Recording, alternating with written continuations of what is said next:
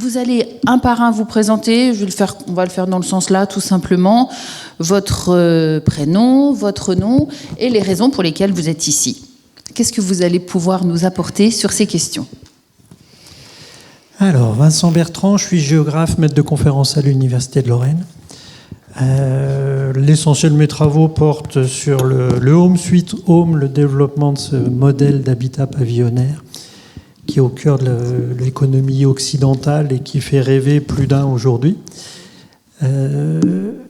Et puis, depuis 20-25 ans, j'essaye de voir, dans un cadre de développement durable, comment on peut imaginer habiter la Terre de façon un peu plus respectable, à la fois de l'environnement et de l'humain. Donc la question du beau, elle est centrale, la question du vert, elle est centrale aussi. Et on pourra revenir après plus dans les détails. Mais ça veut dire que vous observez les choses ou vous essayez d'apporter des réponses techniques ? Les deux. Okay. En tant que géographe, ma base, c'est de travailler sur le paysage, donc je commence par observer. C'est vraiment le point de départ. Et ensuite, je cherche à analyser, comprendre, voir les jeux d'acteurs, les interactions qu'il peut y avoir entre l'homme, son milieu, l'environnement, la place de chacun des acteurs, chaque discipline ayant une mission. On est dans une société où les tâches sont parcellisées et donc chacun fait sa petite part de travail. Et nous, en tant que géographes, on essaye d'avoir une vision globale d'ensemble et de voir qui peut être le chef d'orchestre de l'ensemble. Et on se rend compte que ce n'est pas si évident que ça. Et que la question aujourd'hui du pilotage est difficile. C'est un aspect... je pense qu'on touche du doigt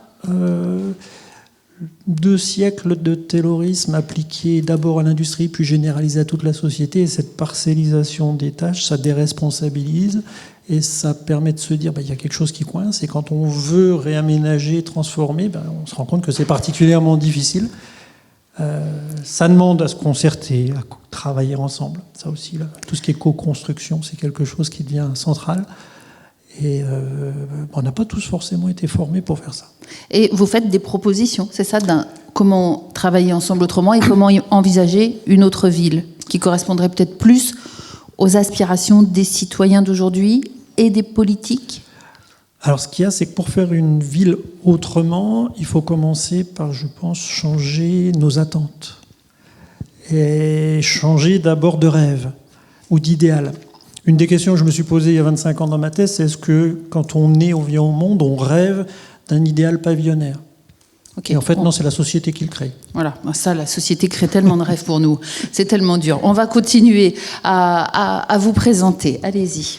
Alors, je m'appelle Henri Etienne-Burger, je suis enseignant dans le secondaire et chercheur associé à l'Université de Lorraine, au CRUL, donc c'est le Centre de recherche universitaire Lorrain d'Histoire. Et en fait, ma spécialité, c'est l'histoire du climat, donc a priori rien à voir avec le sujet, mais en fait, en tant qu'historien, ma formation c'est médiéviste et j'ai étudié l'histoire des villes au Moyen-Âge. Voilà. Et donc, par l'histoire du climat, qui s'affranchit un peu des périodes chronologiques classiques de l'histoire universitaire, on étudie forcément l'évolution des villes avec des questions du style, on ne s'est pas effondré à cause des changements climatiques, comment l'expliquer, on enquête dans ces territoires-là. Donc, ce qu'est une ville, comment elle fonctionne, etc., un petit peu comme la perspective des géographes, mais un peu plus dans la durée. C'est des questions qu'on va avoir en parallèle, en commun. Alors évidemment moins techniques, moins profondes que votre point de vue. Et vous nourrissez l'espoir que ces discussions qu'on va avoir ce soir soient une opportunité peut-être, c'est ça qui m'a surprise en fait quand j'ai discuté avec vous, de réduire les inégalités sociétales. Ça pourrait être un des enjeux en fait de la redensification urbaine, ouais.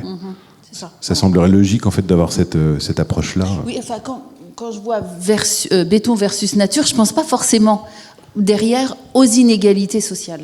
Et pourtant, ça fait partie du sujet, parce que la ville, c'est des êtres humains et pas seulement du bâti. C'est ça. Et on verra comment vous imaginez aussi les villes de demain, ou comment on pourrait imaginer les villes de demain. C'est peut-être ça qu'on va essayer de toucher du doigt ce soir. Donc Marc Verdier, moi je suis architecte urbaniste. Donc je suis enseignant à l'école d'architecture de Nancy, juste derrière là. Donc ça veut dire qu'une partie de mon boulot, c'est former les architectes Pour ce qui me concerne, dans le domaine de l'urbanisme, je suis prof d'urba, voilà, à l'école. On appelle ça ville et territoire. La classe, prof d'urba. Prof d'urba, voilà. C'est comme ça que les étudiants nous identifient. Ils vous aiment bien ? Je peux pas répondre, je peux pas répondre à leur place. Je pense que oui. Ça veut dire que je forme quand même, je participe, mais j'ai d'autres collègues ici, je participe à former des gens qui vont bosser jusqu'en 2070. C'est un vrai sujet, ça. Dans le monde d'incertitude et de questionnement. Voilà.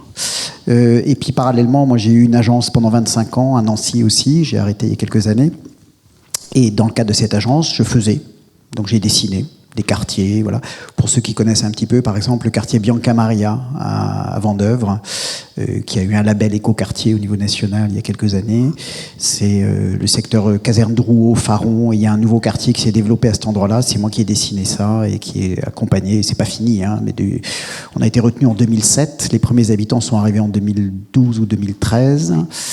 Donc ça continue, c'est le temps de la ville aussi, hein, la fabrication de la ville. Et pour ceux qui connaissent ce quartier, pour ceux qui ne le connaissent pas, je les incite quand même à aller voir pour voir comment on essaye de réfléchir la ville de demain aussi très concrètement avec ce rapport à la nature.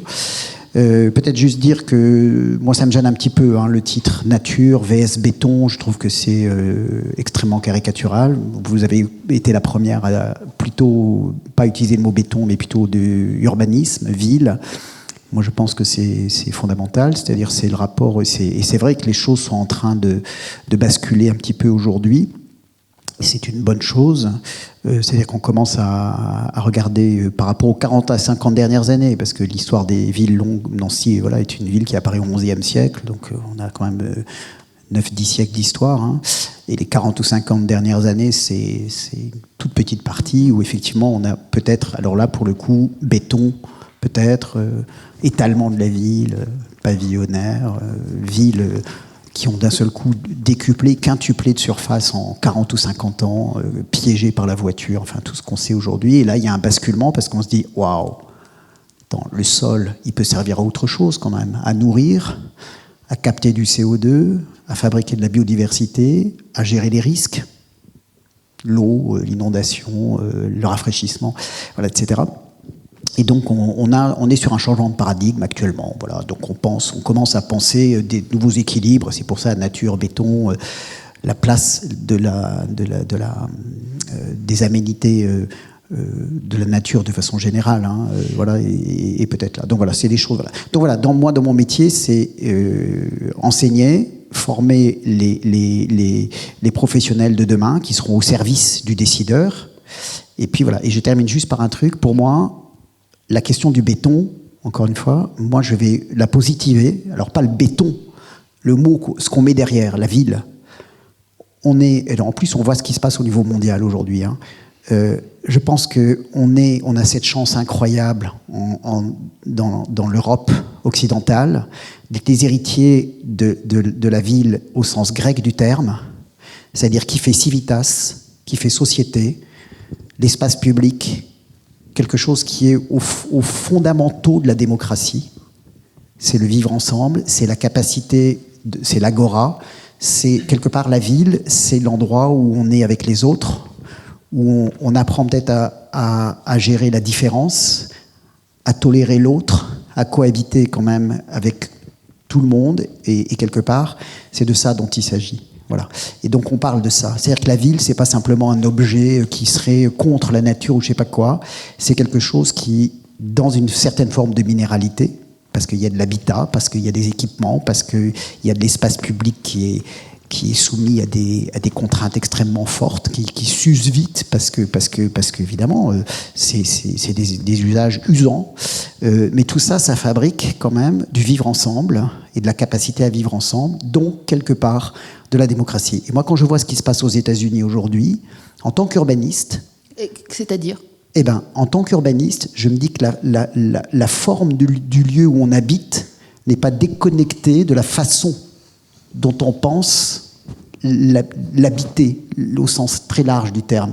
Et que nous, on a cette chance d'être dans cette ville qui fait civitas, parce qu'elle est issue de cette histoire-là et de cette accumulation. Voilà. Et elle est organisée autour d'un espace public qui est extrêmement puissant, dans la capacité à fabriquer, encore une fois, de la rencontre et voilà. Et qu'aux États-Unis, quelque part, on est dans une ville où on sort de chez soi, souvent climatisé, on rentre dans une voiture qui a un 4x4 ou un pick-up climatisé, on se déplace comme ça, on va, alors sauf dans quelques villes américaines, comme par hasard, qui sont sur des formes très européennes. New York est une ville très européenne dans sa forme urbaine. C'est une ville, Boston aussi, mais c'est les villes de l'Est américain. Par contre, 90% des villes et des villes qui ont voté républicain et qui ont mis Trump au pouvoir sont aussi des villes peut-être où quelque part cette question de la ville berceau, enfin creusée d'un système de démocratie. Et encore une fois, je reviens à l'idée de la ville grecque. Ben voilà. Donc pour moi, la ville, c'est ça avant tout. Et c'est de ça dont il s'agit, et effectivement avec d'autres enjeux vitaux qui sont l'alimentation, le climat, le machin, etc. Mais n'oublions pas que la ville, dans sa forme européenne, elle fabrique ça. Et je savais que les architectes étaient politisés, que l'architecture c'était de la politique, mais alors là on en a la preuve. Mais le mot politique, ça vient de la police, la cité, la citoyenneté, enfin voilà. Tout à fait.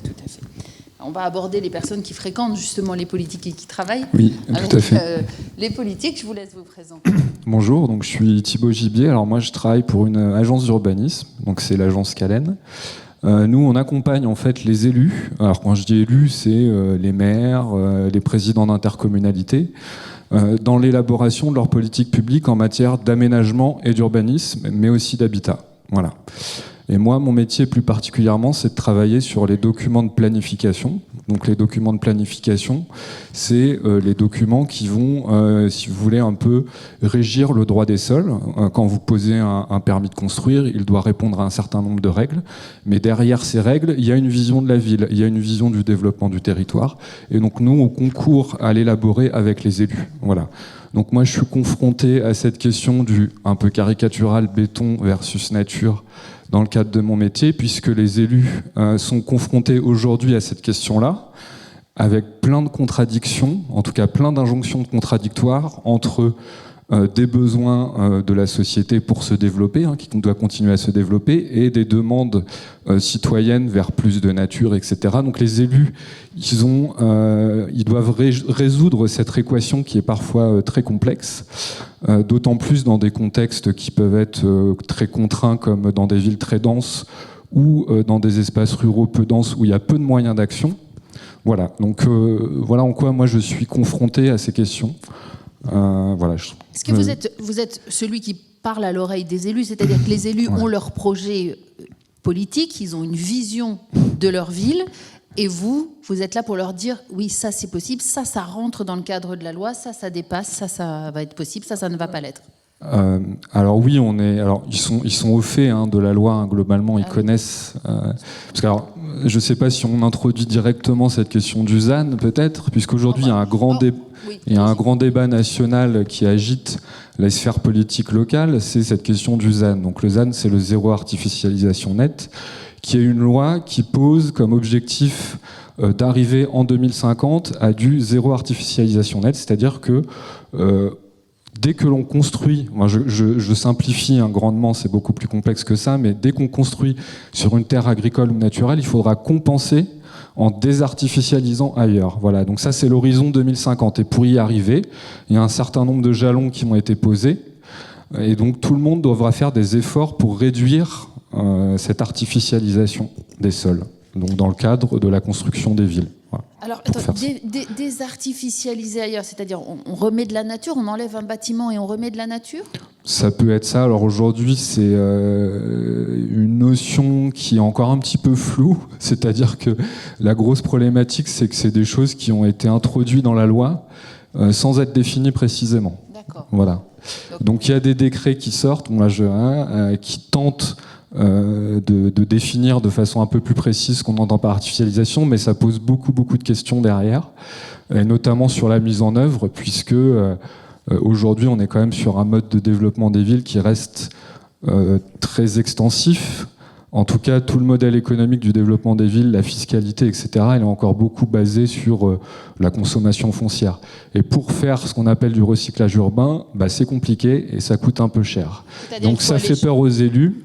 Ils nous disent on ne sait pas faire ou on ne veut pas faire. Donc c'est à nous d'essayer de les accompagner là, dans ce défi-là. Qu'est-ce que vous appelez du recyclage urbain ? Alors, recyclage urbain, c'est... il y a on peut mettre plein de choses derrière, mais aller sur des friches, c'est démolir des bâtiments qui n'ont plus d'usage ou qui sont trop abîmés pour reconstruire. C'est faire de la densification. Alors derrière ce mot, il y a plein de choses. La densification, ça peut être très bien fait. Ça fait un peu peur parfois, mais il y a de la bonne densification. Les architectes pourraient le dire bien mieux que moi. Voilà. Donc voilà mon métier. Voilà votre métier. Bon, Thibault, François, vous aussi, vous les fréquentez, les élus, de très très près. De très très près, effectivement. Donc un autre Thibault, mais François, et je travaille à la métropole du Grand Nancy, à la direction de l'urbanisme et de l'écologie urbaine. Et je suis un petit peu comme mon homologue Thibault, alors même si c'est pas dans une agence d'urbanisme, mais je suis chargé d'élaborer, pour le compte de la métropole et des élus, les documents de planification, notamment le plan local d'urbanisme. Et le dernier en date, qui vient d'être approuvé à la métropole il y a presque 2 semaines, le plan local d'urbanisme intercommunal, qui va régir pour les 15 à 20 années à venir les conditions d'aménagement du territoire sur la métropole du Grand Nancy. Alors comme l'évoquait Thibault un petit peu dans son propos introductif, c'est une métropole qui est dense et compacte. Ça reste une petite métropole à l'échelle des métropoles françaises et encore plus des métropoles européennes et mondiales. Là, on n'est pas dans les plus grandes 10 mégalopoles du monde et très loin de là. Et tant mieux, parce que c'est ce qui préserve aussi notre cadre de vie pour les habitants et pour les usagers de la ville. Il n'y a pas que des habitants, il y a aussi des usagers dans la ville. Et donc voilà, mon métier, c'est un petit peu de répondre à des besoins en matière de logement, en matière d'emploi, en matière d'infrastructure, et puis de recherche de plus de nature en ville et d'éviter qu'on aille consommer des terres agricoles périphériques parce que les villes continuent de s'étendre. Et je crois que ça, c'est vraiment quelque chose d'important, au-delà effectivement de la question un peu caricaturale, un béton versus nature. Je crois que c'est vous, madame, qui aviez posé la notion d'équilibre. Et je crois que c'est ça, en fait, l'enjeu qui nous anime un petit peu tous au quotidien, c'est comment on trouve un équilibre entre des choses qui peuvent être souvent paradoxales. D'un côté, j'ai des besoins, il faut répondre à ces besoins en tant qu'habitant, en tant qu'usager, mais comment on le fait de manière la plus vertueuse possible. Et là, le cadre a changé. On est passé d'une obligation de moyens, issue des lois depuis 2000, qui ont verdi un petit peu les documents de planification, d'urbanisme, à une obligation de résultat avec la loi climat-résilience. Et ce qu'évoquait Thibault sur l'horizon 2050, c'est un jalon fondateur, et les échéances pour y arriver sont très strictes, et on a vraiment une obligation de résultat. Ce qui fait que, au-delà de la volonté politique, en fonction de quel parti on peut représenter, si on est écologiste, à gauche ou à droite, et des valeurs qu'on souhaite défendre, c'est désormais aujourd'hui une obligation qui est fixée dans la loi et qu'on doit tenir. Et c'est vraiment un changement très fort dans la manière d'appréhender ce sujet qui est très complexe. Mais on voit bien que dès lors qu'on met la contrainte, finalement, on arrive à concilier. Et mon métier, je ne suis pas conciliateur de justice, peut-être conciliateur de justesse, et essayer d'appréhender l'ensemble des besoins qui sont importants et qui sont fondateurs aussi de la ville. C'est ce qui a été évoqué. On n'a pas que besoin d'habiter, on n'a pas que un besoin de mobilité. Tous les besoins du quotidien, c'est encore vous qui le disiez, c'est que l'urbanisme, ça vous concerne tous les jours. Comment vous utilisez la ville, comment vous bougez, comment vous allez vous divertir et où est-ce que vous allez faire tout ça. Comment j'habite la ville ? C'est des questions qui nous animent un petit peu tous dans notre quotidien. Voilà. Est-ce que vous avez tout de suite des questions que vous voulez poser ? Est-ce que j'avance et vous interviendrez plus tard ? J'avance ? La loi climat et résilience 2021. Le zéro artificialisation net 2050. Alors, où est-ce qu'on en est exactement de ce texte et de la loi ? Je crois que tout n'est pas encore bien écrit, c'est encore en négociation. Vous m'en parliez lorsqu'on préparait ce rendez-vous. Ça négocie dans les coulisses d'une loi. Alors, oui, en effet, je ne sais plus lequel des deux Thibault, c'est le premier Thibault qui a abordé la question. Il faut remettre peut-être dans le contexte, cette loi, elle ne tombe pas comme ça du ciel du jour au lendemain. On est dans un contexte où la ville se développe à peu près de 70 ans sur le modèle justement américain, pavillonnaire, fondé sur mon pavillon, ma voiture, mon centre commercial. Et donc de fait, on est dans un milieu où on va dédensifier la ville. Or, historiquement, la ville, c'est un lieu au contraire où on concentre la population, les moyens, les informations, et on est dense. Donc là, on a une inversion dans le processus de construction de la ville depuis 70-80 ans, qui fait qu'on a dédensifié et qui fait que aussi le moyen de transport, de circulation à l'intérieur de la ville n'est plus la vie à pied, mais a été remplacé par la voiture. Et ce changement-là change complètement de paradigme, comme le rappelait Marc tout à l'heure, ça a un impact sur le vivre ensemble. C'est-à-dire que quand je suis dans ma voiture, je suis tout seul au monde et je ne vis plus avec les autres et les autres m'embêtent. Alors que quand je suis à pied, je vis avec les autres, je croise, j'échange et je peux rencontrer. Donc ça, il y a eu un bouleversement. Et ce bouleversement-là, aujourd'hui, il devient de plus en plus insupportable, ingérable, difficile à vivre, pour des raisons climatiques, pour des raisons d'environnement, mais aussi pour des raisons sociétales et politiques. C'est-à-dire que ça isole. J'ai étudié depuis une vingtaine d'années les écoquartiers. Un des aspects qui ressort des écoquartiers en Europe et en France, c'est justement la densification permet de repratiquer la ville à pied et donc de rencontrer, de vivre plus lentement, d'avoir un autre mode de vie, une autre relation aux autres. Et ça, c'est particulièrement important. Dans le cadre réglementaire, comme vous le disiez, on a eu une stratégie depuis 1969 pour essayer de réguler, contrôler l'étalement urbain, le développement pavillonnaire, sans être vraiment très coercitif ni contraignant.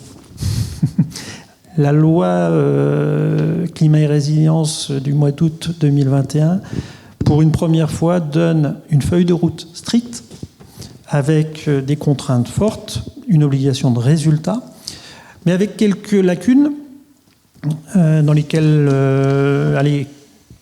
qui ont permis à certains élus de s'engouffrer dedans et de dire on va reporter ou freiner, c'est qu'on n'a pas défini correctement le mot artificialisation.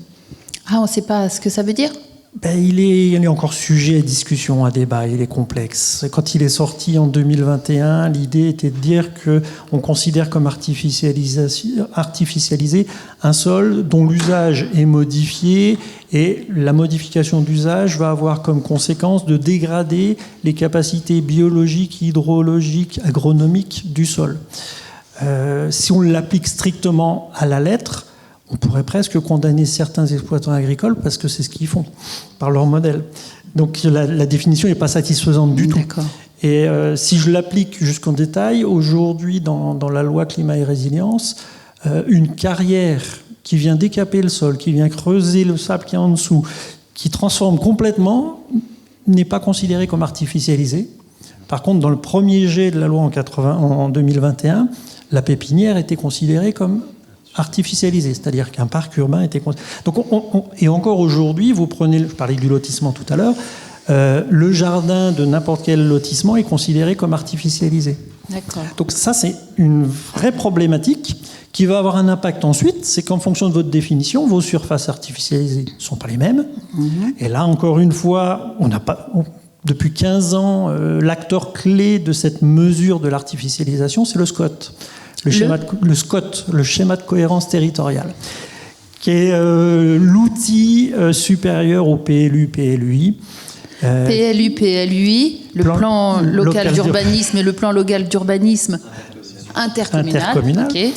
Et donc, cet emboîtement d'échelle de documents est important parce qu'il rentre dans la hiérarchie des normes. Oui. Donc, quand un SCOT définit un objectif, les PLUI qui sont en dessous doivent satisfaire à ces objectifs et être conformes avec ce document. Donc c'est contraignant, c'est réglementaire. Et le problème du SCOT, c'est qu'il doit mettre en place ce qu'on appelle un MOS, un mode d'occupation des sols. Donc il doit mesurer ce qui est artificialisé ou pas. Et tous les SCOT n'ont pas eu de feuille de route claire, donc n'ont pas eu le même outil, pas la même définition.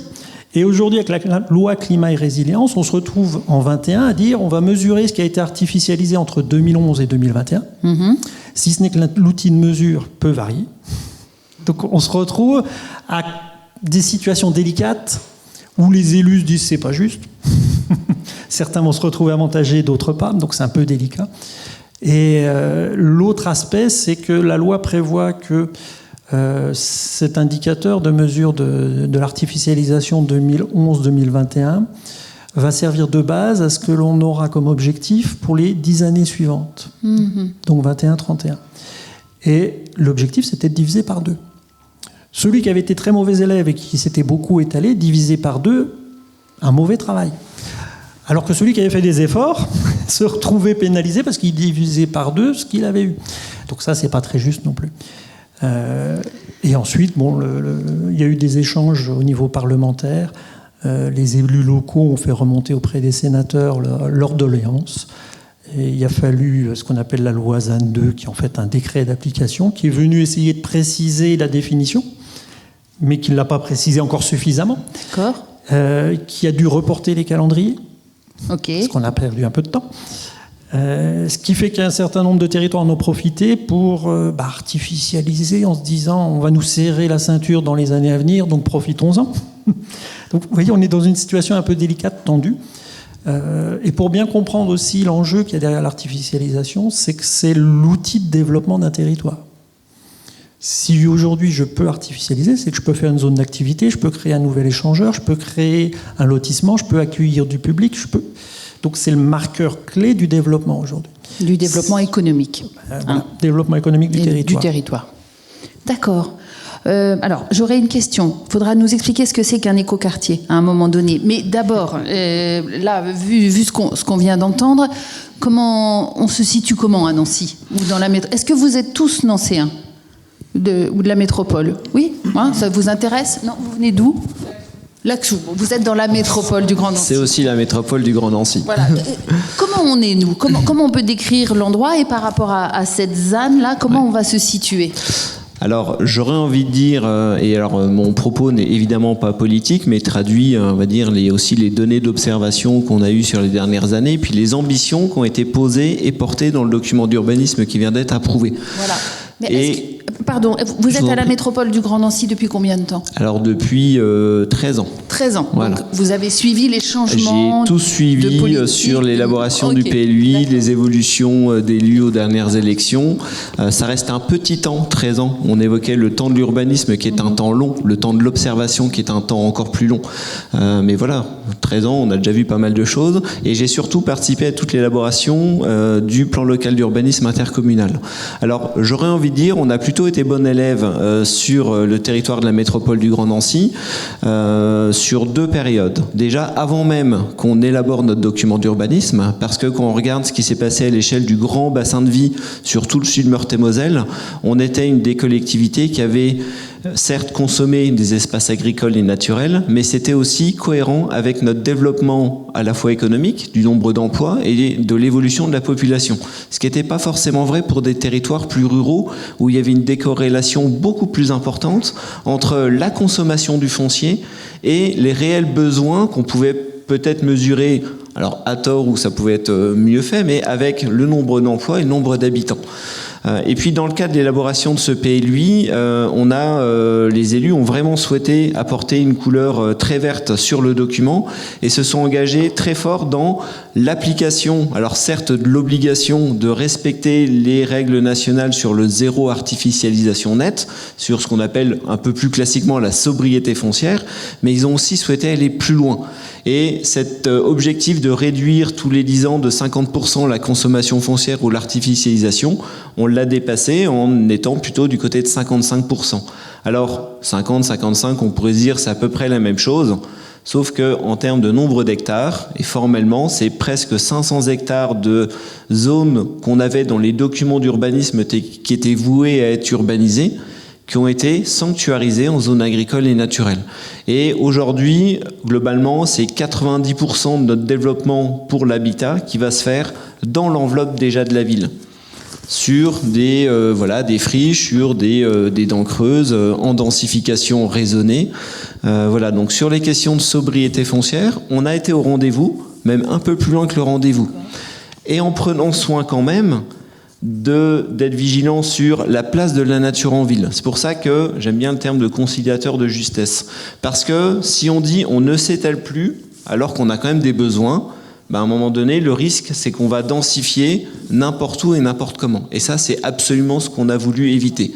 Oui à la densification, mais pas n'importe où et pas n'importe comment. Et l'enjeu, c'était de préserver aussi des espaces de nature en ville. Et là aussi, c'est plus de 600 hectares, 550 hectares, voilà, à la fourchette, au sein du tissu urbain, d'espaces, des cœurs d'îlots, d'espaces végétalisés, de parcs qui étaient déjà protégés par ailleurs, mais là qui ont été aussi sanctuarisés en protégeant et le sol et le végétal qui était dessus. Et donc c'est la préservation finalement d'un cadre de vie agréable, des îlots de fraîcheur, parce qu'on préfère parler plutôt de préservation des îlots de fraîcheur que d'éviter les îlots de chaleur, voilà. Des espaces aussi de calme, des espaces récréatifs, et donc c'est finalement ce bien vivre aussi, c'est la place de la nature, c'est la place de l'espace public, c'est le rapport entre son espace privé à soi, qu'on soit travailleur, qu'on soit habitant, et l'espace public, où c'est là où on a le mélange, c'est là où on a la rencontre. Voilà. D'accord. On a besoin de quoi? Je n'oublie pas les écoquartiers, ce que c'est, mais et je ne sais pas qui peut répondre à cette question que je vais poser. On a besoin de quoi aujourd'hui? Alors, il y a Nancy, il y a la métropole, mais peut-être vous aussi, vous aurez un regard aussi sur Alors après, le moi, sud. je nuancerai un peu. C'est effectivement vrai sur Nancy, mais en fait, Nancy ne fonctionne pas que dans l'intérieur de son périmètre administratif, mais Nancy, c'est aussi Pompée, Frouard, ça va jusque Toul, et les activités qui peuvent se développer en dehors du périmètre de la métropole, elles sont en lien aussi avec l'existence de cette ville. Donc je pense notamment à la logistique, toutes les activités logistiques. Donc vous voulez dire que si Nancy a été bon élève, peut-être que le report de mauvaises activités s'est fait sur l'extérieur? La consommation foncière, elle se poursuit ailleurs. Par exemple, on sait qu'entre 2010 et 2020, sur le sud Meurthe-et-Moselle, donc qui correspond au bassin de vie de Nancy, en fait, on s'affranchit des limites administratives puisque les gens vivent à un endroit, vont consommer ou travailler à un autre, sans forcément que ce soit la même commune ou la même intercommunalité. Donc sur ces 10 dernières années, on a consommé à peu près, en fonction des outils qu'on utilise, mais entre 1000 et 1200 hectares. Donc sur ces 1000 et 1200 hectares, il y a eu 0 augmentation de population sur le territoire. Et on a perdu 800 emplois. Voilà. Vous voulez dire c'est ce que vous évoquiez tout à l'heure, on urbanise alors qu'on n'en a pas besoin? Alors c'est pas qu'on n'en a pas besoin, c'est qu'aujourd'hui on urbanise, mais plus forcément pour de la croissance, démographique.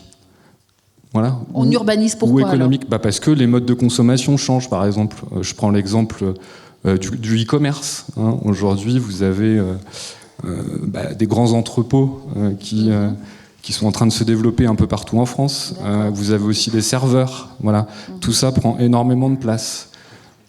Je vois que ça vous fait tous réagir, sourire, vous voulez tous... Alors, on ne vous a pas entendu encore.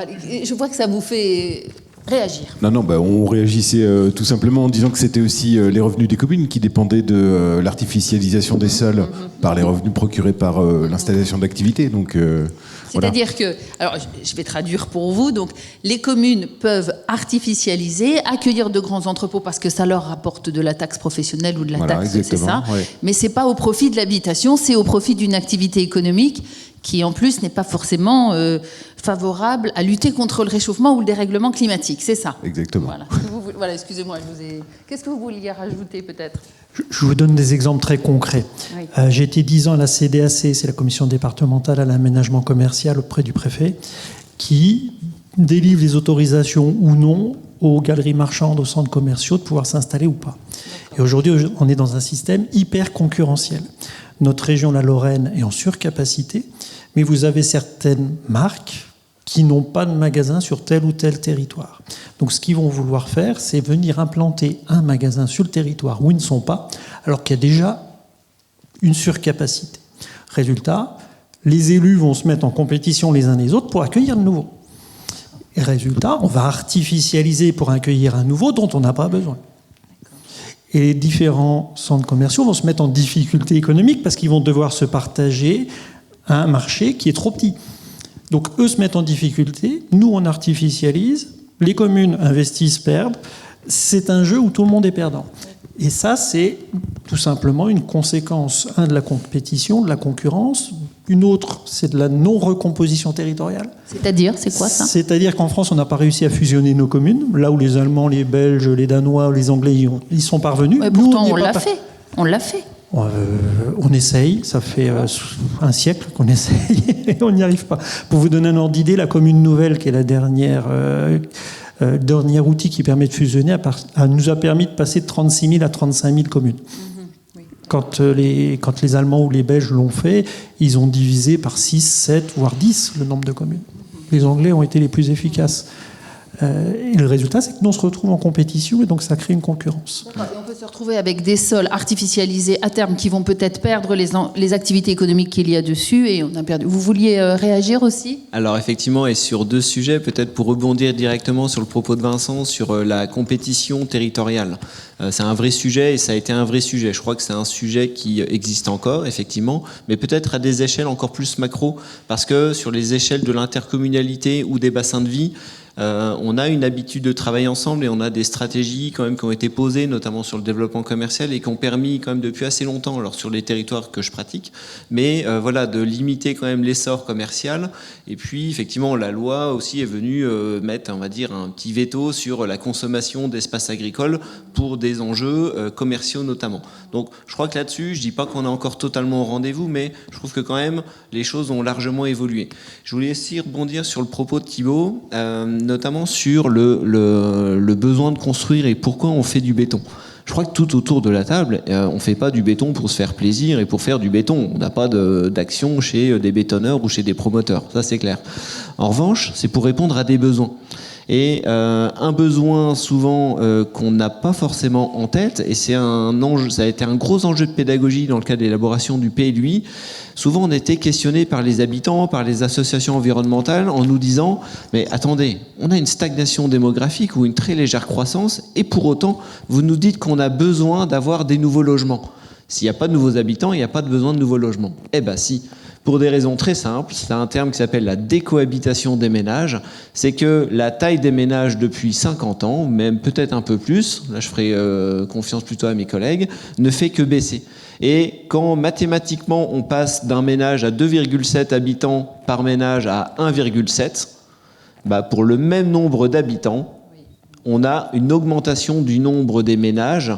Et c'est le nombre des ménages qui est directement corrélé aux besoins en matière de logement. Et un exemple chiffré, d'ici à l'horizon 2043, on aurait besoin, dans les perspectives, de 19 000 nouveaux logements sur le territoire. 90%, 95% de ces logements sont nécessaires pour répondre aux besoins des habitants déjà présents sur le territoire. Parce qu'il y a du vieillissement, parce qu'il y a des séparations. Et quand vous avez un couple avec des enfants qui se séparent, bah, ils avaient un logement, ils ont besoin de 2 logements. Et c'est vraiment aujourd'hui le moteur principal des besoins en logement, et ça a été très longtemps le moteur principal, au-delà des questions de l'emploi aussi, de la consommation foncière. Oui, et s'ils avaient un 120 mètres carrés à 4, ils ont quand même besoin d'un 80-90 mètres carrés chacun. Ils vont pas partir à 60 mètres carrés chacun, effectivement. Voilà. Bon. Est-ce qu'on a fait le tour de cette question-là ? Est-ce que tout de suite vous voulez intervenir ? Ah oui, Sophie. Justement, pour rebondir sur cette question-là, en fait, les habitats collectifs partagés qui commencent un peu à émerger dans plusieurs villes. Je ne sais pas s'il y a beaucoup d'exemples ici à Nancy, mais ça pourrait être une solution justement pour lutter contre l'isolement, oui, au niveau social. Oui, alors ça c'est peut-être une autre question parce que c'est peut-être une question d'isolement, de vivre autrement, mais en termes d'artificialisation, on va gagner. Alors c'est un vrai sujet. Alors nous on appelle ça la question des formes urbaines et des manières d'habiter. On évoquait le modèle pavillonnaire et on sait tous, globalement aujourd'hui, je crois qu'il n'y a plus trop de doute que le modèle pavillonnaire n'est pas un modèle de développement vertueux. On en a connu beaucoup et je crois que voilà, on est quand même si ça continue de se développer un peu, on est un peu sur la fin. Mais une fois de plus, quitte à ne pas opposer béton versus nature, n'opposons pas non plus maison individuelle versus habitat collectif ou partagé ou intermédiaire. Et je crois que la nature, elle est très bien faite et que si on s'en inspire, on va viser aussi à la diversité. Et quand je dis diversité, je parle aussi de mixité, et la mixité sociale, la mixité des formes urbaines et des formes d'habiter. Et je crois que l'enjeu aujourd'hui, quand on imagine la ville de demain, c'est de préserver les maisons individuelles parce qu'elles ont un usage quand on a des familles avec des enfants par exemple, puis en fonction du mode de vie qu'on choisit, mais c'est aussi offrir pour tous les âges et toutes les situations, les bonnes solutions d'habiter. Et donc avoir du logement collectif, du logement intermédiaire, de la petite maison en bande en collé serré, et il y a plein de solutions voilà, qui sont à trouver en réponse aux besoins d'habiter. Marc Verdier et Laurent Litson-Burger, c'est ça. Je vais venir un petit peu plus vers vous maintenant. C'est quoi, effectivement, la ville de demain? Qu'est-ce qu'on peut imaginer? De quoi on a besoin? Vous nous présentez les écoquartiers? Qu'est-ce que c'est? Oui, alors, les mots s'usent très vite. D'ailleurs, moi, moi j'ai fait un projet à Bianca Maria. La métropole, à un moment donné, à l'époque, c'était la communauté urbaine, m'a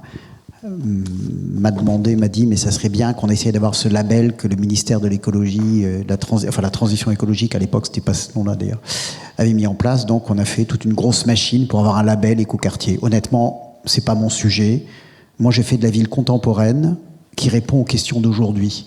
On peut l'appeler comme on veut. Moi, je pense que le mot écoquartier, il est déjà usé. Ça veut rien dire. On doit faire de la ville qui est compatible avec les grands enjeux du siècle. Ça me permet de revenir à autre chose. Moi, c'est quoi l'histoire des villes? Et c'est quoi les grands basculements? Alors, j'ai un historien des villes à côté. Mais on a la ville médiévale. La ville médiévale, capitale des ducs de Lorraine, elle est fortifiée, elle est dans les murs, donc elle est très dense, parce qu'elle se protège.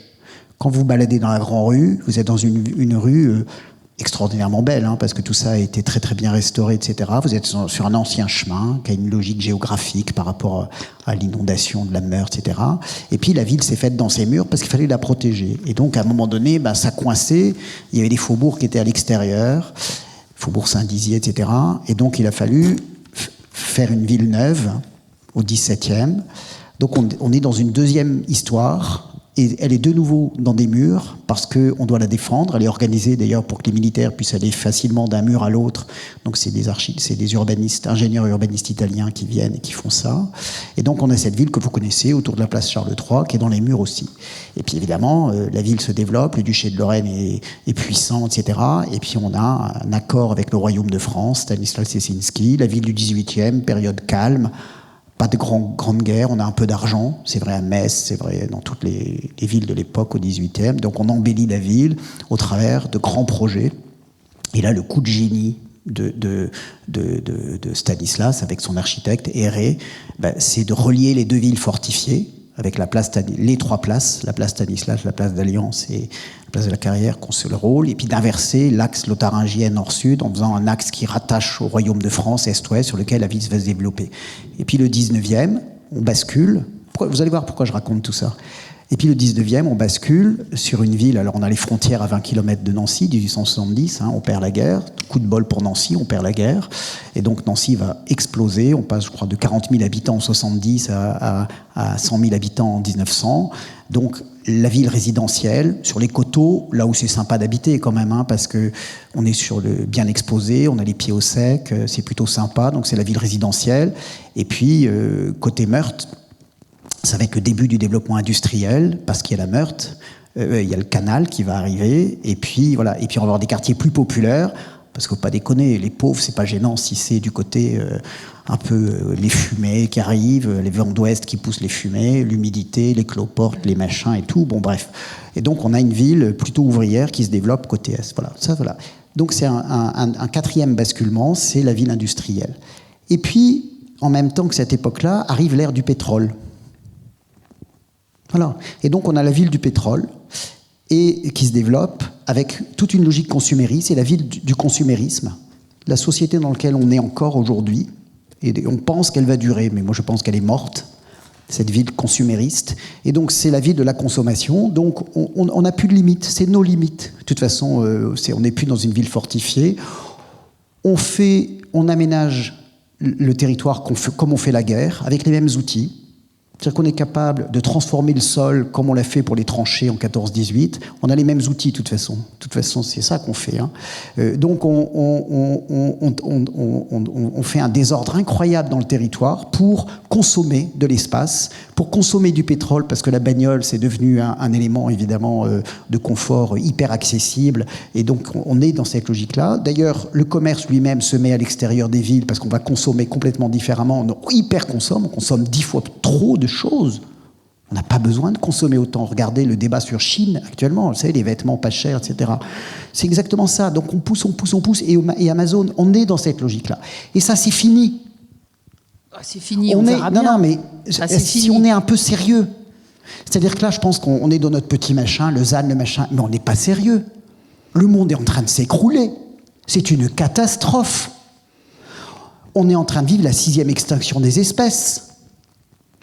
Cette société du pétrole dans laquelle on est nous a amené au basculement de rupture catastrophique. Et on est dedans. Donc là, on est en train... Alors maintenant, je reprends un peu le côté positif.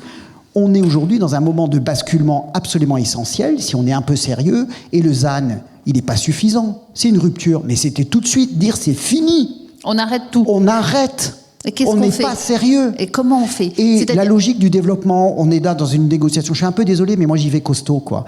On négocie avec les élus en disant, ben oui, votre développement, c'est encore un petit lotissement supplémentaire. Mais sur la moitié de l'espace que vous avez consommé jusqu'à maintenant, on arrête. Ça.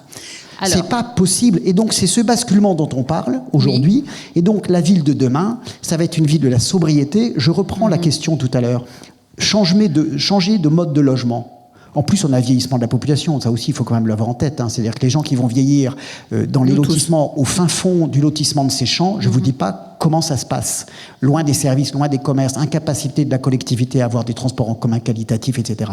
Donc, oui, par exemple, l'habitat qu'on appelle participatif ou commun, où on va partager la mutualisation de tout ce qu'on peut mutualiser. On veut garder du confort, sauf qu'une buanderie, on peut la partager à 10 familles. Un atelier pour réparer, bricoler un peu, on peut se le partager à 15. Une perceuse, le roi Merlin a fait un c'est globalement, c'est 3 minutes par an. On peut la partager à quelques familles, il n'y a pas de problème. Et donc, si on veut continuer à vivre dans des bonnes conditions, avec une vraie qualité, mais avec 15, 20, 30, 50 fois moins de matière, eh bien, à ce moment-là, il va falloir mutualiser tout ce qui est mutualisable. Il va falloir revenir à de la ville un peu sérieuse. Ça veut dire de la ville compacte, dans laquelle les services sont à proximité, une ville marchable, où on n'a pas besoin d'énergie, on n'a pas besoin de tous ces artifices, etc. Donc moi, je suis un peu violent quand même, en disant, vous voyez, on a eu 4, 5, 6 grandes périodes dans l'histoire de Nancy, en l'occurrence, qui sont très lisibles. Aujourd'hui, on hérite d'une ville qui, depuis 50, 60 ans, s'est organisée comme vous la connaissez, avec justement tous ces périurbains, cette organisation, etc. On arrête et on dit maintenant, le potentiel de transformation de la ville, c'est là. Et on ne dépasse en rien. Et par contre, il va falloir qu'individuellement, on comprenne que oui, il va falloir habiter autrement, oui, il va falloir fonctionner autrement. Et la logique de consommation dans laquelle on est, si on est sérieux, on arrête, quoi. Sauf qu'on est très mal parti. Et donc moi, je pense qu'on est quand même... On va attendre d'être au bout de la catastrophe. Vous voulez dire qu'on va continuer absolument, comme on est, mais j'aimerais... Parce qu'on n'est pas sérieux. Parce que c'est peut-être comme ça qu'on fonctionne. Parce qu'on n'est pas sérieux. C'est peut-être comme ça qu'on fonctionne. Je ne sais pas. Peut-être on a tous besoin, collectivement, je dans nos vies, d'être face à des murs. Voilà. Un enjeu, nous, on essaye de faire comprendre aux élus, c'est que la ville... Laurent, j'arrive. Je vous laisse la parole. Parce que vous aurez à voir... C'est vous qui allez définir les vrais besoins qu'on a pour les années à venir. Là, en gros, ce que l'on essaie de leur dire, c'est que la ville de 2050 ou de 2060, elle est à 98% là, en fait. Donc c'est là qu'il faut intervenir. Et l'enjeu, c'est de s'appuyer sur ce qui existe et de l'améliorer et de l'adapter. Est-ce que les élus ont compris ça ? Je pense qu'ils ont compris. Pour beaucoup, enfin moi je vois, ça fait déjà quelques années que je travaille, je vois un vrai basculement dans l'état d'esprit des élus. En tout cas, il y a une prise de conscience vis-à-vis de tous ces enjeux, qui est indéniable. Mais après, c'est comment faire. Parce que s'il y a une prise... Parce que ce système que a bien décrit Marc, il a une inertie très forte. Il y a... Enfin, c'est difficile de changer de trajectoire. En tout cas, depuis son petit point de vue d'élu, de maire ou président d'intercommunalité. Oui, et puis ça paraît être quelque chose d'extrêmement compliqué. Ça remet en cause toute notre façon de fonctionner. Est-ce que les gens qui sont au pouvoir aujourd'hui ont les capacités de le faire ou ils le comprennent ? Est-ce qu'ils comprennent vraiment les enjeux ? Vous me parliez quand on préparait cette émission, ce rendez-vous, que les jeunes en école d'archi aujourd'hui sont très preneurs de pouvoir agir autrement. Mais est-ce que les boomers qui sont au pouvoir aujourd'hui ont la capacité de le faire ? On peut poser la question. Le pouvoir, il vient d'où ? Ce sont des représentants du peuple. Oui. C'est-à-dire que moi, j'ai connu des élus qui étaient hyper engagés et qui étaient pieds et poings liés par des habitants qui ne sont pas dans une logique. Mais c'est très compliqué, voilà, de dire il faut qu'on change. Mais à titre même individuel, moi-même, hein, là je suis venu en vélo, ok, mais quand même j'ai aussi un smartphone. Smartphone, c'est 80 éléments de terres rares qu'on va chercher aujourd'hui, je sais pas où, et j'ai quand même un smartphone parce que je suis dans la machine. On est tous pris dans le piège. Moi, je voudrais qu'on ne stigmatise pas trop les élus, parce que les élus, ils font aussi avec leur population. Et donc, quelle est la capacité de la population à comprendre que oui, il faut qu'on change. Bon, alors, moi, les élus, je suis très respectueux. J'en connais honnêtement, et y compris dans cette région ici et dans cette métropole, des gens qui sont très bons, sauf qu'à un moment donné, comment ils font avec l'inertie de la mécanique qu'on vient de citer, etc. Et c'est pour ça que je suis assez... je pense que le changement, il va venir dans des ruptures violentes. Mais c'est souvent il y aura des dégâts. Ça, hein, dans la vie, on a besoin... Mais on est déjà dedans. Bon, Laurent Litson-Burger, s'il vous plaît, de quoi on a vraiment besoin? Comment on peut imaginer la ville de demain? Alors, vous posez la question à quelqu'un qui étudie le passé, donc... Justement. Non, alors j'aurais peut-être voulu prendre les sujets par la bande. Oui. Alors je regarde les chiffres parce que les chiffres sont un peu têtus. Donc vous m'aviez demandé de regarder un petit peu l'évolution de la population de Nancy avec une petite perspective historique. Tout à l'heure vous avez cité à peu près 100 000 habitants en 1900. 102 000, si c'est ça, c'est donc parfait. La population de Nancy elle a augmenté jusqu'à 120 000 et c'était un des premiers maximums dans les années 20-30. Et puis après on a grosso modo stagné entre 120 et 110 000 jusque dans les années 70. Et le maximum, c'est 128 000 habitants en 62. C'est les chiffres de l'INSEE, tout ça, hein, je les invente pas. La ville de Nancy, uniquement, la commune de Nancy, pardon, ouais, pour être plus précis. Et puis depuis 62, la population, en fait, elle aurait tendance à stagner, en fait, dans un premier temps, autour de 107 000, 108 000 habitants. Et depuis 2000, 25 ans, elle baisse légèrement, voilà, chaque année. Et par contre, la croissance du foncier, elle est complètement découplée en fait de cette évolution de la population. Donc ça, c'est déjà quand même un chiffre intéressant. Vous avez parlé du pétrole en fait comme un des éléments importants. En histoire du climat, en fait, on considère que les années 50, en fait, on a donné un nom à cette période. On appelle ça le syndrome des années 50.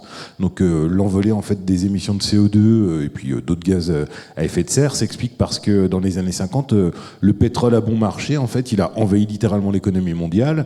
Et puis en fait, c'est resté un petit peu le jeu depuis cette époque. Et donc ça a changé radicalement les usages qu'on avait de l'espace, de la consommation et ainsi de suite. Et on est donc les héritiers de ça, quoi. Voilà. Et donc c'est ce qu'on doit essayer de gérer maintenant sans vraiment de piste. Pour les élus, vous avez raison, il y a aussi les acteurs économiques en fait qui pèsent beaucoup sur les décisions des élus. C'est quand même très difficile pour des élus qui doivent répondre à des demandes sociales de répondre en même temps ou de concilier les attentes économiques. Donc c'est toute la complexité en fait que vous mentionnez tout à l'heure. Oui, vous faites un bon résumé de tout ce qu'on vient... Non, c'est pas une critique, hein, c'est un bon résumé effectivement de tout ce qu'on vient de dire. Mais comment on fait pour se projeter maintenant? Alors, si vous avez fini votre résumé. Ouais, pour le résumé, j'ai fini. Moi, en fait, je vais faire un constat et puis après, je vous repasserai la patate chaude, en fait. Donc, quand on fait de l'urbanisme, de l'histoire urbaine, avec une perspective historique, vous parliez de la police, donc la cité d'Athènes. Il y a 2500 ans, c'était 400 000 habitants, sur un périmètre relativement réduit, en grosso modo le centre d'Athènes aujourd'hui. Et c'était une ville qui se vivait à pied, justement, avec une concentration des activités politiques, économiques, sur un tout petit territoire. Et évidemment, l'Agora, donc la place centrale d'Athènes, au pied de l'Acropole, c'est un lieu de rencontre quotidien, c'est le marché en fait, hein. On va faire ses courses et en même temps on discute de ce qui se passe dans la vie des Grecs, des guerres avec les cités voisines et puis de la vie politique puisque vous avez le devoir d'être citoyen actif à cette époque-là. Si je prends le cas de Nancy au Moyen-Âge ou de Metz au Moyen-Âge, ce sont des villes où on a le même phénomène. Alors Michel Dussault, géographe qui est quand même assez connu, en tout cas dans nos milieux, hein, il parle de coprésence en fait pour définir la ville. Donc c'est sur un petit périmètre, énormément de diversité sociale, politique, économique, concentrée dans des espaces en fait qui se vivent à pied aussi. Metz, je ne vais pas parler de Nancy puisqu'il y a 2500 habitants en 1500. C'est vraiment une toute petite ville, hein. Donc la grande rue, en grosso modo, ça définit quasiment la taille maximum de la ville. Alors c'est un tout petit espace, mais à Metz, au même moment, c'est une des plus grandes cités de l'Europe occidentale. Il y a 30 000 habitants dans les murs de la cité médiévale. C'est le centre-ville de Metz actuel, hein. 30 000 habitants. Donc là, on a une vraie...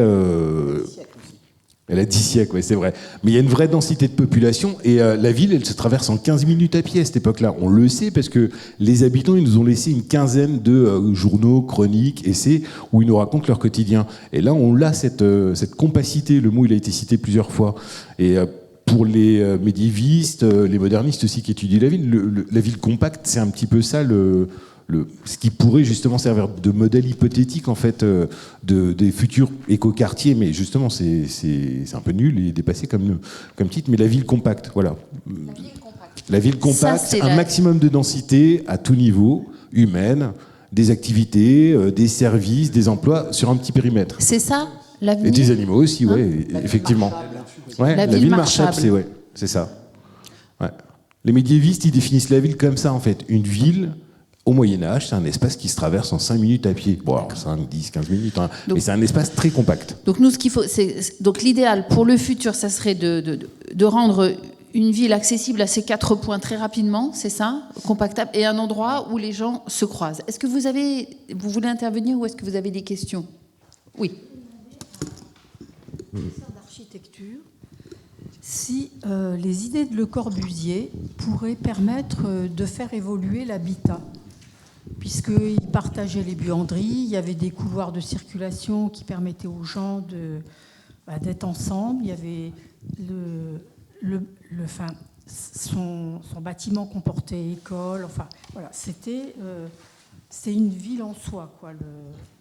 Ce qu'il avait construit. Alors, je ne sais plus où il l'avait construit. C'est dans le nord du département.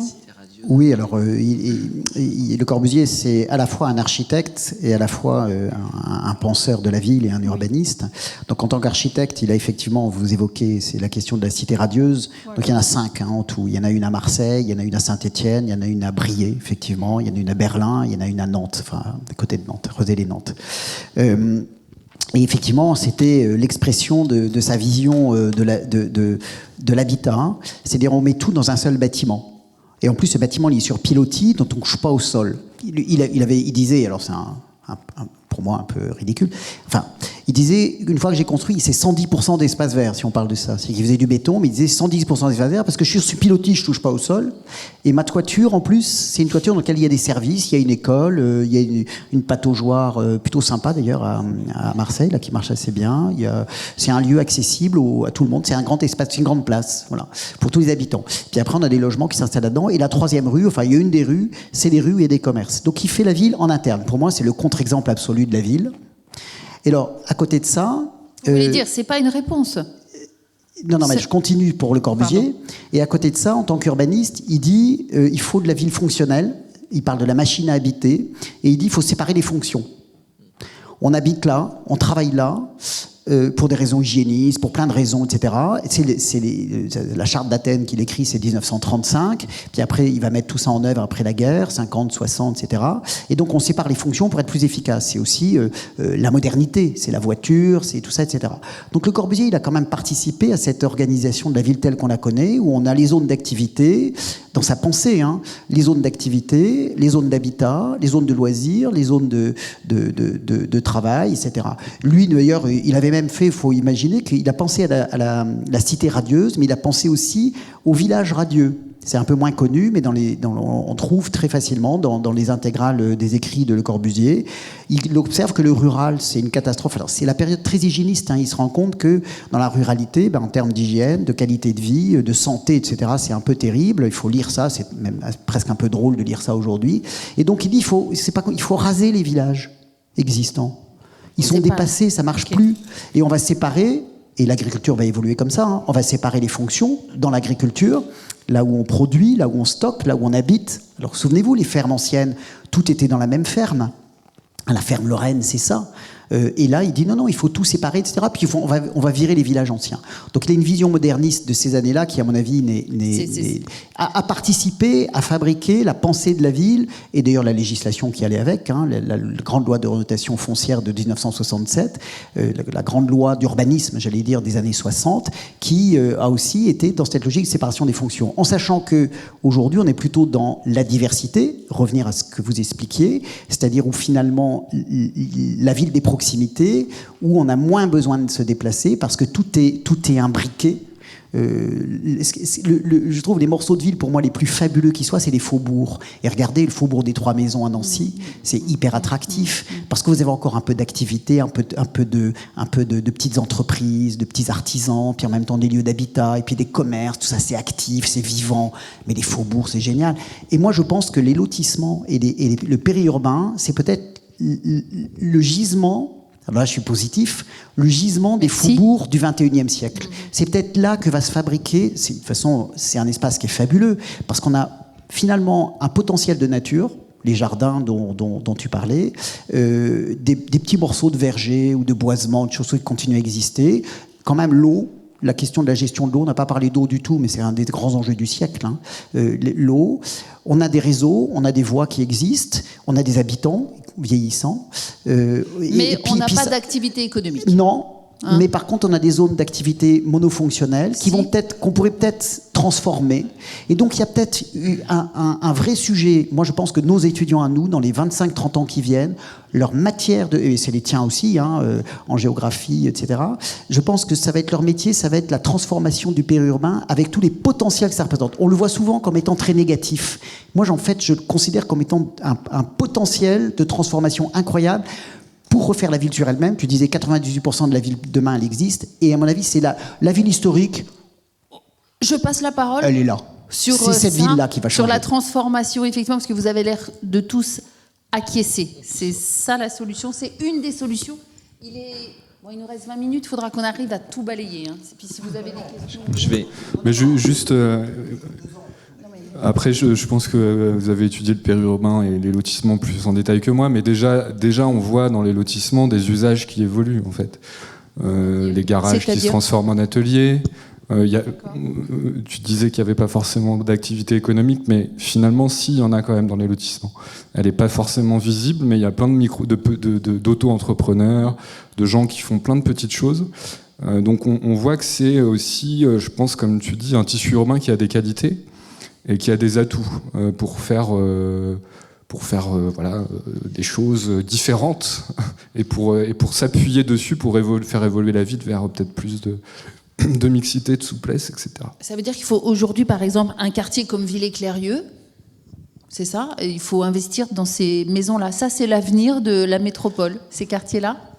Je ne sais pas si c'est l'avenir, mais en tout cas, oui, probablement, c'est un avenir. De toute façon, il va falloir faire avec, donc on n'a pas le choix.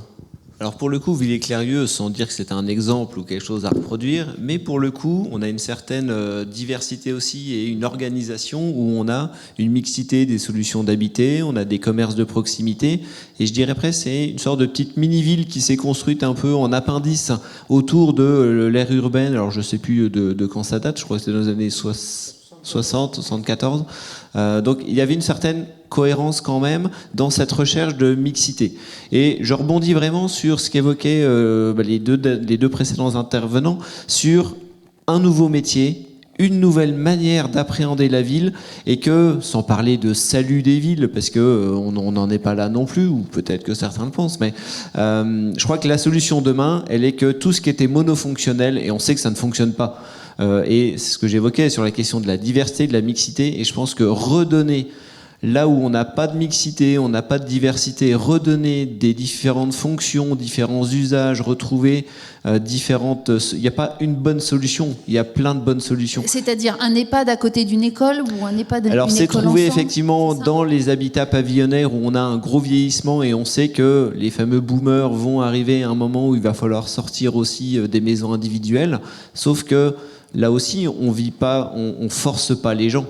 Et il faut donner aussi un côté intéressant à l'usage de la ville, et quelqu'un qui va partir de son logement à 60, 70 ans, 80 ans, c'est assez traumatisant. Des fois 80 c'est même trop tard, voilà. Mais et il faut que ce soit dans son quartier, là où on a ses habitudes, on a son cercle aussi, ses amis. Et donc le but c'est pas d'avoir un endroit où on va concentrer les logements seniors. On a déjà fait ça dans le passé où on avait des endroits où on a concentré le logement social. Aujourd'hui, on fait quoi ? On répare cette surintensité, cette surreprésentation d'une typologie de réponse. Et je crois que c'est ça vraiment sur lequel on doit militer demain. C'est comment on trouve des nouveaux outils, des nouvelles solutions pour ramener de la diversité. C'est ça qui crée aussi le contact. Mais je n'arrive pas à faire le lien entre ce qu'on se dit là et la ZAN. Alors, il y a un lien important, c'est que si on veut pouvoir changer, redensifier la ville, c'est-à-dire que si on veut éviter qu'elle s'étale, la loi ZAN est essentielle parce qu'elle va mettre un cadre qui limite cet étalement. Donc, de facto, tous les acteurs se retrouvent contraints à devoir user de ce qui existe et à ne plus aller chercher ailleurs. Et ça a un impact, par exemple, je vous donne un exemple de profession. L'an passé, vous avez plus d'une centaine de promoteurs en immobilier qui ont mis la clé sous la porte, tout simplement du fait de la flambée des taux d'intérêt. Mais structurellement, ils étaient condamnés pour une raison simple, c'est qu'aujourd'hui, les jeunes qui viennent s'installer en primo-accédant, qui veulent un pavillon, vont se voir offrir par les boomers plus de pavillons qu'eux ne peuvent en absorber. Donc là, on est arrivé à un stade où le modèle de promotion immobilière fondé sur le lotissement et le pavillon a atteint ses limites. Et donc, il faut passer à autre chose, qui est de redensifier, donc de reprendre la ville, de transformer l'existant, donc la banlieue pavillonnaire qui est sous-densifiée, et de réaménager, donc agrandir, surélever, transformer une maison individuelle en 3 logements, de façon à pouvoir héberger une personne âgée, un jeune et un ménage. Et en faisant de la sorte, eh bien, on a un niveau de densité qui va augmenter tout en restant parfaitement acceptable. C'est-à-dire que la ZAN est une opportunité. Un levier. C'est une contrainte. Voilà. C'est une vraie mais contrainte. c'est un levier mais puissant. on peut en faire une opportunité. Voilà. Un levier. Il faut changer de pratique. Voilà. Et peut-être, alors on cite souvent effectivement l'évolution des secteurs pavillonnaires. Un secteur qui va peut-être bouger encore plus vite, c'est le tissu aujourd'hui commercial ou d'activité, et surtout les zones commerciales. On a tous en tête le schéma des boîtes à chaussures qui sont posées dans les zones commerciales avec le stationnement, la boîte à chaussures, et chacun son stationnement, et une boîte à chaussures par enseigne. Une des solutions demain pour renouveler ce parc, c'est qu'au lieu d'avoir une seule boîte à chaussures, on peut aussi densifier par la hauteur, et c'est un vrai sujet sur la question des hauteurs dans les espaces urbains, en mettant peut-être du commerce toujours en rez-de-chaussée, mais en mettant des activités, par exemple de bureaux, en mettant des activités médicales avec des maisons médicales, parce qu'il y a quand même des accès. Souvent, ce sont des zones qui sont desservies par les transports en commun. Et donc aussi, on commence à le voir, on ne le voyait pas trop parce que la pression n'était pas encore suffisante, en tout cas sur nos types de territoires, mais on va commencer à le voir, on commence à voir les prémices de cela, où demain, le tissu des zones commerciales va évoluer. Alors une fois de plus, le but c'est pas d'avoir toute la mixité partout et je sais pas si on rendrait service à avoir des habitants au 4e étage dans une zone commerciale, mais même sans parler du résidentiel, déjà dans les activités économiques qu'on peut accueillir et dans la manière dont on va utiliser le sol, on peut encore largement mieux faire. Et très clairement, on n'a plus aujourd'hui besoin de zones commerciales sur un territoire comme la métropole, et il faut renouveler les zones commerciales sur elles-mêmes. Et on va y arriver. Dans 10 ans, si on se retrouve ici, on pourra redresser un constat comme quoi ça fera partie, je pense, des grandes avancées. C'est-à-dire qu'elles ne vont pas s'étendre, mais elles vont s'élever. Elles vont s'élever. Et ça. L'avenir des villes... se rediffuser dans le tissu urbain. À l'intérieur. Voilà. À l'intérieur. Je pense qu'il y a les deux. C'est-à-dire que moi je pense que ça c'est une des solutions pour arrêter de consommer de l'espace, donc le fameux zéro artificialisation nette, le ZAN, mais il n'est pas suffisant. C'est-à-dire que la consommation d'espace c'est un des éléments, mais la diversification de la ville, revenir sur de la ville normale, c'est-à-dire complexe, parce qu'on est quand même dans une espèce de simplisme, même pas de simplicité, on a pour plein de raisons, on a fait de la ville facile, mais la ville, elle est très complexe à penser, à faire, à vivre, etc. Et c'est cette complexité qui fait sa richesse. Donc on a fait de la ville simple, facile à vivre, entre guillemets, grâce au pétrole, parce que c'est une sorte d'intrant, c'est une drogue, le pétrole. Mais ça a fabriqué une ville qui, en fait, est d'une simplicité catastrophique. Simple, je sais pas, elle correspond à une époque. C'est pourquoi vous dites simple. Parce qu'on a simplifié, c'est-à-dire que le fait de mettre toutes les maisons là, c'est tellement facile à faire. Facile. Vous avez un lotisseur, il vient, il découpe du terrain, il met 10 maisons sur catalogue. On parlait de qualité architecturale là tout à l'heure. Les maisons, c'est quand même assez minable en matière d'architecture. C'est du non, mais c'est comme on achète une Twingo, on achète une maison. Regardez la façon. Alors moi, j'ai la chance d'habiter près de Villers, dans une petite maison de ville 1920. Assez ordinaire, une petite maison d'ouvrier, 110 mètres carrés habitables, 5,50 mètres de large sur la route, Ça veut dire quoi? Comme il y a une autre maison en face, c'est 2,50 m de réseau, c'est que dalle. J'ai une parcelle de 5,50 m de large sur 42 mètres de profondeur, c'est-à-dire 180 mètres carrés, tout compris. C'est-à-dire que c'est que dalle. Même pas, je crois, je ne sais plus, il faudrait que je calcule. 110 mètres carrés, je suis d'une efficacité redoutable. J'ai mon petit jardin, je suis en ville, j'ai les bus juste à côté, j'ai le monop pas loin, j'ai mon vélo, je viens ici en vélo. Donc, et j'habite une maison. Oui, mais vous êtes typiquement un citadin. Non, mais pourquoi on a perdu ce savoir-faire? Pourquoi on a perdu ce savoir-faire? Vous êtes un citadin nanti qui vit au centre-ville de Nancy. Mais justement, voilà, mais qu'est-ce qu'on dit à celui qui habite Frouard, Pompée, comme eux, comment vont-ils vivre? Comment vont-ils évoluer? À Frouard et Pompée, il y a aussi des périodes, on a des années 20, des années 30, on a su faire ces maisons comme ça. C'est-à-dire que je pense qu'on a perdu ces savoir-faire. Pourquoi? Parce qu'on a confié la fabrique de la ville à des industriels de la ville. C'est des industriels de la ville, des constructeurs de maisons individuelles, etc. Et donc, ils ont fait dans une logique qu'ils savaient maîtriser, qui était ça. Et les gens, ils ont besoin, ils veulent une maison, c'est normal, ils veulent un jardin, c'est normal, mais la forme urbaine, elle peut être très vertueuse ou au contraire très problématique. Et on était, si je vous entends jusqu'à maintenant, dans une logique économique libérale. Il faut qu'on revienne à une logique économique plus, je sais pas, économe. Il faut être économe de l'espace et de la matière. C'est ça. Et surtout, l'économie de l'espace et de la matière recrée du lien et de la proximité. Bon, il nous reste 12 minutes. Est-ce que si vous avez des questions, c'est maintenant, si vous voulez intervenir. Parce que sinon, on va tracer jusqu'au bout sur... Vous voulez intervenir? Je me demande pourquoi... Attendez, j'arrive avec le micro pour qu'on vous entende. Allez-y. Je me demande pourquoi tous les commerces du centre-ville ferment. On n'a plus de commerce. Alors, on est obligé de prendre sa voiture pour aller sur une zone commerciale. On ne peut pas faire autrement. Alors, je pense qu'il faut aussi lever un mythe un peu urbain. Tous les commerces ne ferment pas sur le cœur de Nancy, par exemple. C'est un vrai sujet. C'est un vrai sujet sur les villes, à la fois de moins de 100 000 habitants ou même de plus de 100 000 habitants, sur la manière dont le commerce de proximité, qui anime aussi ces villes, évolue dans le temps. Et on voit bien, on a des sujets sur notamment les questions de piétonisation, quand on va sur ce genre d'outils pour développer les mobilités actives et apaiser un peu les cœurs de ville, et notamment en limitant la place de la voiture. On a une évolution des commerces et on a un temps un peu de renouvellement où, oui, on a des enseignes qui ferment et puis on a des nouvelles enseignes qui arrivent. Donc c'est comme tout, c'est que quand vous avez un lotissement pavillonnaire, c'est de la même manière, c'est qu'il y a des gens qui partent, qui vont vendre leur maison et pendant 1 ou 2 ans, peut-être la maison, elle peut être libre. Un commerce, c'est pareil, ça obéit à ces mêmes fonctionnements. Et ils n'ont pas l'air trop d'accord. Hein. En fait, vous avez plusieurs facteurs qui interagissent en simultané. C'est-à-dire qu'il y a d'un côté ce qu'on appelle le desserrement urbain, c'est qu'il y a un certain nombre de commerces qui sont partis en périphérie pour profiter d'espace et d'accessibilité avec un parking disponible et de la place. Donc ça, on hérite de ça depuis quelques décennies. C'est un premier facteur qui a fait du mal au centre-ville. Le deuxième facteur qui vient s'ajouter aujourd'hui, c'est l'arrivée d'Internet.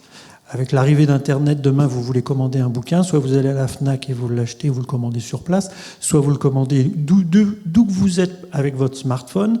Ça vous coûtera 3 € pour être livré chez vous. Si vous voulez quitter chez vous, aller au centre-ville, ça vous coûtera plus cher en déplacement et en stationnement. Donc on se retrouve dans une situation où Internet redistribue complètement les stratégies et les cartes. Ça, c'est un paramètre important. Et pour les commerçants, c'est particulièrement difficile d'avoir à gérer cette compétition de la périphérie, la compétition d'Internet, plus l'évolution de l'accessibilité en centre-ville, puisqu'on ne veut plus de voitures et qu'on veut une accessibilité douce. Donc là, de fait, ça fait une triple contrainte pour un certain nombre de commerces, pas tous, parce que ça dépend du type de commerce, qui fait que vous avez des fermetures. Oui, ça redéfinit la qualité des commerces dans le centre-ville et le rapport avec le centre-ville. Il a répondu, vous réagissiez aussi fortement, vous êtes d'accord avec ce qu'il a dit, il n'y a rien à rajouter. Bon. C'est vrai que dans les centres-villes, vous avez beaucoup de commerces, par exemple d'habillement, historiquement, de secteurs, enfin en tout cas de types de commerces qui sont aujourd'hui fortement concurrencés par Internet. Donc tous ces... Ah oui. Ouais. Alors ça... Le marché Si, il y a ouais, tout à fait. Alors si, il y a quand même encore des bouchers dans les quartiers. Dans les quartiers. Un peu périphériques, les faubourgs, mais... Oui. Alors, en vieille ville, quand même, il y en a 2 en vieille... Je pense que vous mettez le doigt sur un sujet qu'on a assez peu évoqué, mais c'est quand même aussi un sujet, parce qu'on a beaucoup parlé côté béton, entre guillemets, ville, mais assez peu côté nature. C'est vrai. Moi, je pense qu'il y a un enjeu absolument énorme. Alors, il faudrait refaire un débat là-dessus. C'est quand même la question de l'alimentation de la ville. On est dans une précarité absolument hallucinante. C'est-à-dire, si demain, comme il y a eu Covid, si demain, il y a une catastrophe sur l'énergie, je sais pas quoi, qui fait qu'on peut plus se déplacer facilement. La durée d'alimentation d'une ville comme Nancy, c'est 36 heures, 48 heures. En eau, c'est moins. Hein. En eau, c'est moins de 24 heures. Si on a un problème d'eau potable, Nancy est capable d'alimenter sa population sur moins de 24 heures. On va faire des cauchemars avec vous. Le dernier gros ouvrage qui a été fait, c'est sur le parc Pouille. Je sais parce que c'est nous qui avons fait le travail paysage, etc. Ça a permis d'augmenter de 6 heures. C'est un énorme truc, c'est des millions de mètres cubes. Et l'alimentation, c'est pareil. Donc un des enjeux du ZAN, on y revient, c'est la question de retrouver des capacités d'alimenter la ville à proximité. La ville de Tours a fait un travail absolument remarquable, l'agence d'Urba.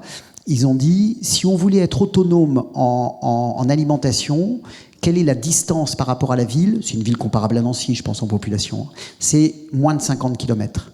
C'est-à-dire, si on a une agriculture productive, nourricière, à 50 km, on est capable de faire ça. Alors, on ne va pas complètement passer d'une alimentation mondialisée à une alimentation locale. Mais c'est un vrai enjeu, et c'est un enjeu de nature, c'est un enjeu de sol, c'est un enjeu d'emploi, parce que je pense à recréer de l'emploi. C'est-à-dire que derrière ça, il y a aussi cette idée de refaire de l'emploi autour des enjeux vitaux. Voilà, le commerce, etc. Et c'est un enjeu de transformation aussi de commerce, parce que c'est plus Monsieur Leclerc qui fait le malin à la télévision en disant qu'il va sauver le monde parce qu'il fait des prix pas chers. C'est revenir à des logiques un peu normales de ceinture maraîchère, de ceinture d'alimentation, de changer d'ailleurs notre alimentation, mais ça c'est encore un autre enjeu. Il va nous mettre aux céréales, c'est sûr. C'est un vrai sujet. Et donc ça, c'est le nouveau rapport ville-nature. C'est aussi cette question des fonctions vitales qui sont habitées, se rencontrer, l'espace public, donc faire société, donc faire démocratie chez nous quand même, si on croit qu'on va quand même la sauver, c'est se nourrir. Et puis peut-être un truc dont on n'a pas encore parlé, mais qui à mon avis est un truc qui est en train de monter en puissance, c'est se protéger du climat, des chaleurs, des inondations, de tout un tas de risques qui sont en train d'augmenter de façon exponentielle. Et à mon avis, ces 4 fonctions vitales, c'est la ville et son environnement de paysage et de nature qui va devoir répondre à ces 4 fonctions fondamentales. Comment on les transforme en forme urbaine et paysagère? Pour moi, c'est ça le sujet. Moi, je crois qu'on a la conclusion. Hein. Je sais pas. Enfin, en tout cas, on a un avenir qui se dessine. On voit les enjeux. Merci beaucoup, Marc Verdier. Bon, juste pour dire. Allez-y. Alors, oui. non, mais pour être positif, oui. Les solutions, on les connaît, elles existent. C'est-à-dire que quand on est dans ces métiers-là, moi, j'emmène mes étudiants visiter des quartiers à droite, à gauche. Là, je reviens des Pays-Bas parce qu'on est parti 3 jours aux Pays-Bas voir des choses vachement intéressantes. Une petite ville, Breda, qui est une petite ville comparable à Nancy en taille, qui a eu 4 ou 5 fois le prix de la ville durable aux Pays-Bas, vachement intéressante sur plein de sujets. La question de l'alimentation, je vous parlais de Tours, des quartiers hyper performants, on les connaît. C'est-à-dire que globalement, les solutions, on les a. Le problème, c'est comment on massifie un archipel de bonnes solutions. Mais on sait ce qu'il faut faire. Donc ça, c'est plutôt positif. Hein. On sait vers où il faut aller. Le problème, c'est comment on est dans la rupture et dans la transformation rapide, parce que le problème, c'est qu'on sait faire. Sur 30 ou 40 ans, à mon avis, on y arriverait. Le problème, c'est qu'on n'a pas 40 ans. Mmh. Voilà. La COP 30. Hein. C'est peut-être une chose très modeste, mais vous avez une association. Non, mais il y a plein de choses positives. Juste encore un exemple. Il nous reste 5 minutes. Ouais, juste encore un exemple par rapport à ça pour les enfants. J'étais lundi soir à Paris, c'était génial, au cirque d'hiver, pas pour le cirque, mais parce que c'était la grande soirée de la FFTM. Alors, je ne sais pas si vous connaissez la Fédération française des trucs qui marchent. Il faut aller sur leur site internet, c'est génial. Et en fait, c'est des élus. Aujourd'hui, ils ont même sorti une boîte à trucs et un bouquin, la FFTM. Bon, c'est génial. Et il y avait un élu de Moinsartou, donc c'est dans le sud de la France, qui a travaillé sur l'alimentation avec les enfants. Ils sont passés à 100% bio, 100% local dans les écoles. Les enfants vont eux-mêmes chercher les légumes, etc. Il y a quasiment 0 gaspillage, etc. Aujourd'hui, c'est une ferme municipale. Il y avait un congrès à Épinal au mois de juin.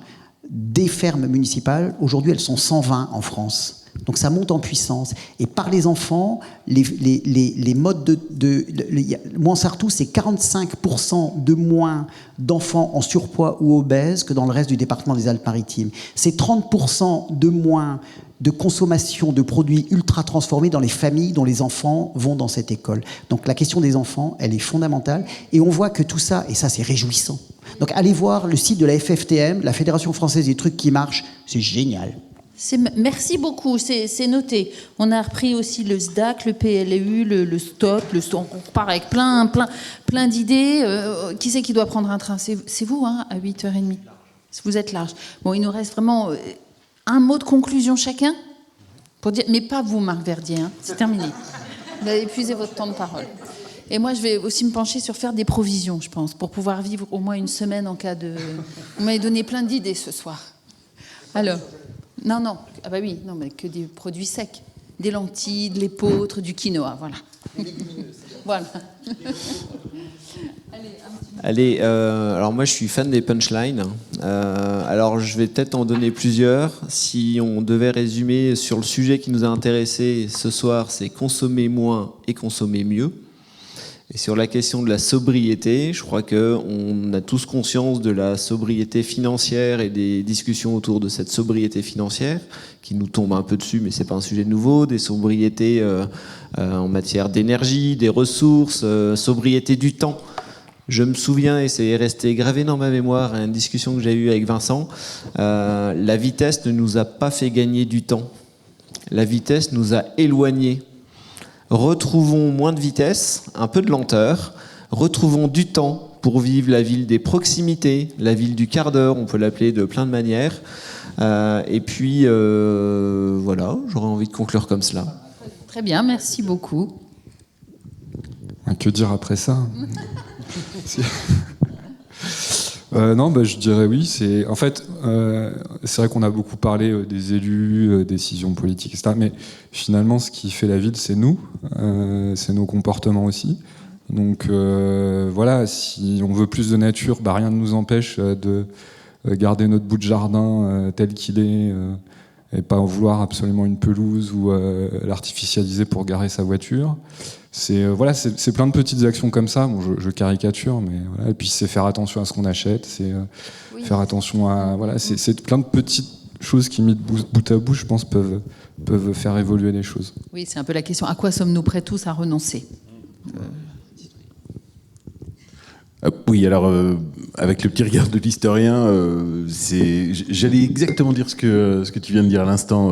La ville, c'est nous. En fait, la ville, c'est des gens qui ont envie de se rassembler, de vivre ensemble. Et on a peut-être perdu un peu le fil ces 50 dernières années. Donc voilà, l'idée, ce serait de renouer le fil en marchant, en discutant. Je conclurai en disant que si on veut changer, on sait qu'on doit changer, on n'a pas le choix. La première des choses à faire, c'est changer de paradigme, c'est-à-dire de changer notre façon de voir le monde. Et ça veut dire retravailler notre idéal de vie, idéal de société, idéal de réussite. C'est-à-dire que tant que vous regardez la télé le soir et que vous avez des publicitaires qui vous disent soit le meilleur, soit le plus beau, on est une plus grosse que ton voisin, une plus belle, c'est caricatural. Mais on continue à fonctionner dans ce schéma de pensée. Il faut complètement l'inverser. Ça veut dire que c'est pas simplement nous, quelques-uns, à travailler sur l'urbanisme, l'aménagement, c'est toute la société. Ça veut dire qu'il faut aller à l'ICN et les formater autrement, quoi. Il y a une urgence absolue. Il faut aller voir les ingénieurs et leur dire aussi arrêtez de considérer que la matière est infinie et qu'il faut être optimum. On parlait tout à l'heure de ces petites choses-là. Il y a 120 grammes. Avant qu'on ait les 120 grammes dans notre poche, on a charrié 20 tonnes de matière. On est passé de 20 tonnes à 120 grammes. Et si je dois recycler ça, eh bien dedans il y a 50 matériaux que je peux recycler, ça vaut 1,10 €. Il n'y a personne qui est capable de recycler, de séparer tous ces matériaux à ce prix-là. C'est-à-dire qu'on a un modèle de fonctionnement aujourd'hui qui est totalement déconnecté de la planète et de sa réalité. Donc je conclurai en disant il serait peut-être temps qu'on habite sur Terre. Moi, je vais aller boire du Beaujolais pour oublier tout ça. Mais merci à tous. Merci. C'était passionnant. Merci. Je crois qu'on peut les applaudir.